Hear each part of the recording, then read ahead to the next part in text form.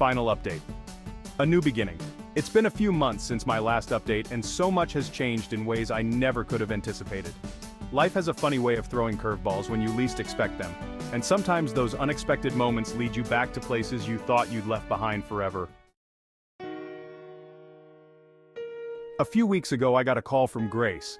I could tell immediately that something was wrong. Her voice was shaky, barely above a whisper. "Dad," she said, "Grandpa passed away last night." My heart sank. Lauren's father, Thomas, was a good man. He'd always treated me like a son, even after the divorce. We weren't in regular contact, but I had fond memories of him. Fishing trips, barbecues, the way he laughed with his whole body. Without a second thought, I told Grace I'd be there for the funeral. The funeral was being held 2 states away, in the small town where Lauren grew up. I hadn't been back there in years, not since before everything fell apart between us. As I drove the familiar roads, memories flooded back, both good and bad. Part of me was nervous about seeing Lauren again, especially under such somber circumstances, but I knew I needed to be there.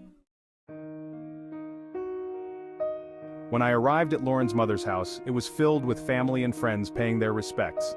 I stepped inside, scanning the room for Lauren. It felt strange being there, like stepping into a past life. Then I saw her, standing near the fireplace, her eyes red and puffy from crying. She looked smaller somehow, diminished by grief.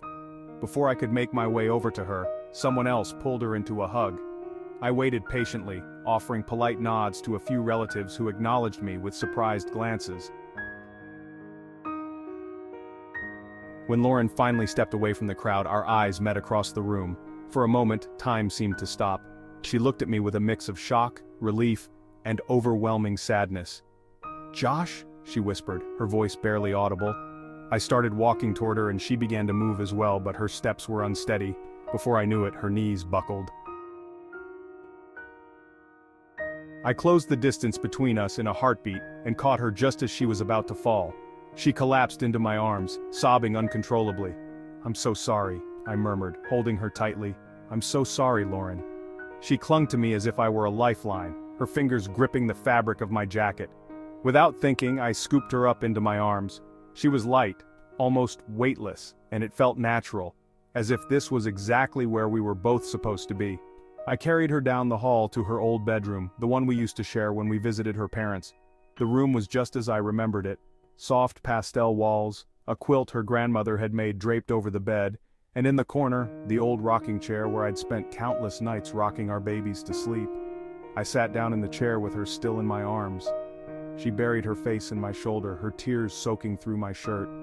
I began to rock gently, the way I used to when the kids were little. I rubbed soothing circles on her back, murmuring words of comfort. "I'm here," I whispered. "I'm here." Minutes passed, or maybe hours, I couldn't tell. Eventually her sobs subsided into soft hiccups. She pulled back slightly to look at me, her eyes searching mine. "Thank you for coming," she said softly. "I didn't think you would." "Of course I came," I replied. "He was family. Your family." She nodded, a fresh tear rolling down her cheek. I wiped it away with my thumb, and for the first time in a long while we shared a moment of genuine connection. Just then the door creaked open slightly. Jack poked his head in, his eyes widening when he saw us. I glanced at him, lifting a hand to signal that everything was okay. He seemed taken aback, staring at us as if he couldn't quite process what he was seeing. "Mom? Dad?" he stammered. I gave him a small smile. "We're all right, Jack, just need a few minutes." He hesitated for a moment before nodding slowly. "Okay, I'll let everyone know you need some time." As he pulled his head back out, I heard him whisper to someone in the hallway, "Don't go in there." "Why not?" Grace's voice responded quietly. "They're together. Like, together. There was a pause, and then I heard Grace say, "Really?" Her tone was a mix of surprise and something else, hope maybe. Lauren and I stayed in that room for a while longer, talking in hushed tones about her father, sharing memories and stories. It felt good to reminisce, to remember the happy times. For the first time in years we were opening up to each other, and it felt right. After the funeral, I lingered in town for a couple of days to help with anything the family needed. Lauren and I continued to talk, not just about her dad but about us, the kids, life in general. It was like peeling back layers that had been building up for years. Before I left to head back home, Lauren approached me with a tentative smile. Would you be interested in going on a hike with me next month? She asked. I want to spread some of Dad's ashes at the top of Hawks Peak. It was his favorite spot. Hawks Peak was a mountain near her old home, a place we used to hike together when we were younger. I'd like that, I said sincerely. A month later, we met at the base of Hawks Peak. The air was crisp, the leaves just beginning to turn shades of orange and gold. Lauren was waiting for me, dressed in hiking boots and a familiar worn backpack slung over her shoulder. Ready? She asked, her eyes meeting mine with a softness I hadn't seen in years. Ready, I replied. We started up the trail, the path winding through dense forest and opening up to breathtaking vistas. As we walked, we talked, really talked. She told me stories about her dad, some I'd heard before and others that were new to me. I shared updates about my own life, how I'd been filling my time, the things I'd been reflecting on. Somewhere along the trail, the conversation shifted to us. I confessed how I'd felt disconnected for so long, how I regretted not speaking up sooner. She admitted that she'd been scared, of aging, of change, of losing herself, and that retreating into her own space was her way of coping. I thought we were just comfortable, she said, echoing words from our past conversations. I didn't realize how much I was pushing you away. I should have told you how I was feeling, I admitted. I shouldn't have let it get so far without trying to fix it. She reached out and took my hand, a simple gesture, but it sent a jolt through me. Her hand fit perfectly in mine, just as it always had. Maybe we both made mistakes, she said softly, but maybe it's not too late. We reached the summit in the early afternoon. The view was spectacular, rolling hills stretching out as far as the eye could see, the sun casting a warm glow over the landscape. Lauren pulled out a small urn from her backpack. Dad would have loved this, she murmured. Yeah, he would have, I agreed. She opened the urn and gently scattered some of the ashes into the wind. We stood there in silence, watching as they danced away on the breeze. After a few moments, she turned to me. Thank you for being here. There's nowhere else I'd rather be, I replied.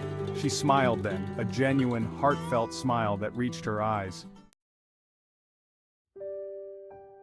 Josh, do you think...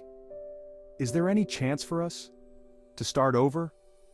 I looked at her, really looked at her. I saw the woman I'd fallen in love with all those years ago, the one who laughed at my jokes and held my hand during scary movies, the one who made me feel like I was home no matter where we were.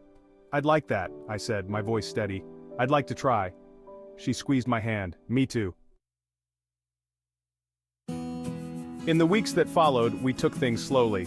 We started meeting up for coffee, going for walks, talking on the phone late into the night. The kids were cautiously optimistic.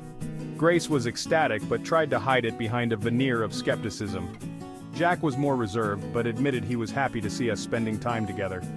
One evening, as we sat on a park bench watching the sunset, Lauren rested her head on my shoulder. You know, she said thoughtfully, maybe losing Dad was a wake-up call. Life's too short to hold on to regrets. I wrapped my arm around her. I think we both needed a wake-up call. She tilted her head up to look at me. I'm sorry for everything, for pushing you away, for not seeing how unhappy you were. I'm sorry too, I replied, for not speaking up and for giving up too easily. She smiled softly. Here's to new beginnings? To new beginnings, I agreed. We decided to go to couples therapy to work through our past issues and to build a stronger foundation moving forward. It wasn't always easy, old wounds have a way of resurfacing, but we were committed to making it work this time. One Saturday morning, as we sat together on her porch sipping coffee, she reached over and intertwined her fingers with mine. Move back in with me, she said suddenly. I raised an eyebrow, a smile tugging at the corners of my mouth. Are you sure? She nodded, more than anything. Let's make our house a home again. I felt a warmth spread through me, a sense of rightness. I'd love that. So, here we are, giving our marriage a second chance. The separate bedrooms are gone. We've turned one into a shared office space, and the other into a guest room. We've started hosting family dinners again, filling the house with laughter and the smell of home-cooked meals. Grace and Jack come over often, and it feels like the family we once were, only better because we're all more appreciative now. We've rediscovered the joy of simply being together, cuddling on the couch during movie nights, cooking meals side by side, even tackling DIY projects around the house. The intimacy and connection I longed for are back, and I can tell Lauren feels it too. Life isn't perfect, and we know there will be challenges ahead, but we're facing them together this time. We've learned the hard way that communication is key, and we're committed to keeping those lines open. As I sit here writing this final update, Lauren is in the garden, tending to her flowers. I watch her through the window, a contented smile on my face. She glances up and catches my eye, waving me over. "Come help me with these roses," she calls. "On my way," I respond. And as I walk out to join her, I feel a profound sense of gratitude, for second chances, for unexpected reunions, and for the love that brought us back together. Happily ever after? Maybe, but definitely happier than we've been in a long, long time.